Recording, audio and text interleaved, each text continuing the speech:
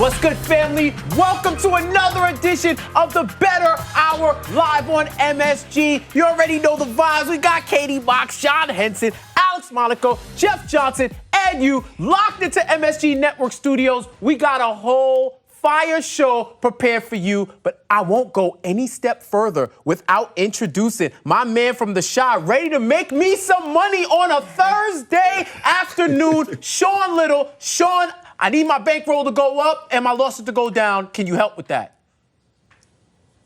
Jeff, what's up? What's up? What's going on, everybody? Of course, that's what we're going to try to do. Only winners over here, baby. Monaco knows, Mox knows, John knows. Let's go. Do it. All right, I'm going to hold you to that. We got a long show, man. I'm gonna need that. I know you got some great bets in store, and we got a special type of betting going on today. Our producers, it gave us 20 units to spend throughout the course of the show on our bets. We don't got to use them all, right? We don't got to use them all, but some of us might. But we're going to spread it throughout the entire show on the bets. We're going to tally up the scores Monday to see how much of units we actually made. So I'm interested for this. And Katie, it is time for pre-gaming. Yes, it is time. And I will say, for those who don't know what a unit is, you have a bankroll, and that's however much money that you have deposited in your, bankroll. And so that can be $100, $1,000, whatever you can responsibly gamble, and your unit size should be between 1% and 5% of that bankroll. So that's how you will gamble responsibly. Now let's kick things off here with pre-gaming, and we're going to start the show with the biggest show in town, the Rangers taking on the Tampa Bay Lightning. Game 5 right here at Madison Square Garden. Now, the Rangers are looking to get their 9th win in a row at home at MSG. So I want to know from you guys, what are we doing tonight for the game? I'll start with you. All right. And out of my guy, Alex Glaze, I'm going three-way money line for the Rangers at plus 180. As you said, they're going for their 9th, which means they've won 8 straight at home in the playoffs, 5-1 in their last 6 as a home underdog. One of the most interesting stats for me with the Rangers at home in the playoffs, they have a goal differential of plus 18. So you know you're going to get a lot of scoring going on in the Garden, and it's usually leaning the Rangers' way. I don't know what happened in Tampa. We're going to leave that. We're going to leave that in Tampa. We back in New York City, going to make it happen. I don't think this goes to OT. If it is going to be a decision, it's going to happen in regulation, and I got it going the Rangers' way. I love it. I'm right there with them. I gotta go Rangers. I'm wearing Rangers blue. You know, some want to call it lightning blue. No, it's Rangers blue, it's close to light. It is a little bit. You guys got a flip-flop, right? I was fortunate enough with Katie to be in the building in Game 2, and it was electric. So you want to talk about home ice advantage. It is a real thing there, and you alluded to it, that plus 18 goal differential. That's huge. I'm also looking at Shesterkin on 9 home playoff games, 948 save percentage, 2.04 goals against. So I think if he can hold Tampa Bay to 2 or less, that's that Good Burger secret sauce. And they just didn't come out and play as aggressive as we're used to seeing them. So I expect them to come out, Gerard to get them a little Any Given Sunday Pacino speech. We'll be off and running. Give me the Rangers. All right, John. I'm staying away from money lines, all that. I'm taking the under. You got the 2 best goalies in the world, essentially.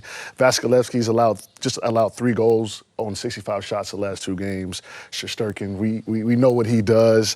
And also Brady Point, I think, is a big missing factor for them. They're only averaging 3 goals per game over their last 8 without him. So I'm going to take the under. Hopefully those boys in the goal get it together and get me right with my units. I'm happy that you're not taking Tampa, because the last time you were here, you were the lone soldier. I mean, you were correct. I am leaving them alone. I'm leaving the Rangers alone. John, what do you think for tonight's game?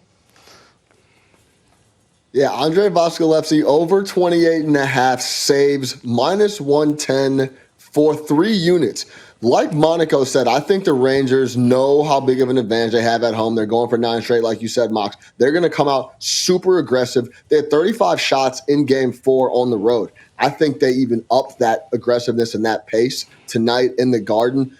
Vasilevsky will save his fair share to go over the total. Hopefully he'll let a couple by, let the Rangers get a W. But I like him to go over 28.5 saves at minus 110. Okay, I'm taking the Rangers money line as well at plus 105. If it ain't broke, don't fix it. Like we just said, the Rangers are 8-1-0 at home in the playoffs this season, and they actually score better, surprise, surprise, at home than they do on the road. They are averaging 4.22 goals at home in the playoffs this season. On the road, it's about 2.22, so I like them on the money line. All right, John, so you've played in some NBA playoffs before. How do these players push themselves past the physical fatigue with injuries to perform? It's a mindset thing. You got 16 wins, essentially, to a championship. You just played 82 games. Yeah. And you got to just stay focused and focus on the task at hand, game by game. With the Celtics and the Warriors, you know, the Celtics have to win 2 more games. Warriors have 3. Fight through that injury, fight through that fatigue, and you know, hopefully you can eke out a win or two and grind and get a championship. And that's the thing. I think at this stage, too, everyone's injured. Everyone's injured. You don't know what it is, and you just have to play through it because then you're done. Everybody's banged up. Everybody's banged up. 1 through 7. Yeah, all right. So the Avalanche, we know they won the Western Conference Finals. They're going to be in the Stanley Cup.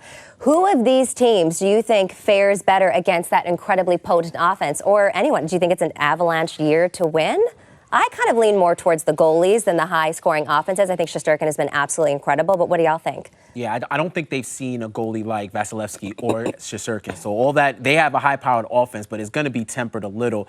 I've seen the Rangers so far score better than the Lightning. The last 2 games are kind of like skewed it, but it feels like they can score power play, even goals. They take advantage of the opportunities. My only concern is the shots on goal. Yeah. I just think you just gotta shoot, man. At some point you gotta shoot. But the Colorado's goalie hasn't really shown me anything that makes me fear them. So I think they may want the Lightning more because it's hard to win 3 in a row. Yeah. It's hard to win 3 in a row. True. So I would rather take my chances with the defending champs than a totally new team like us.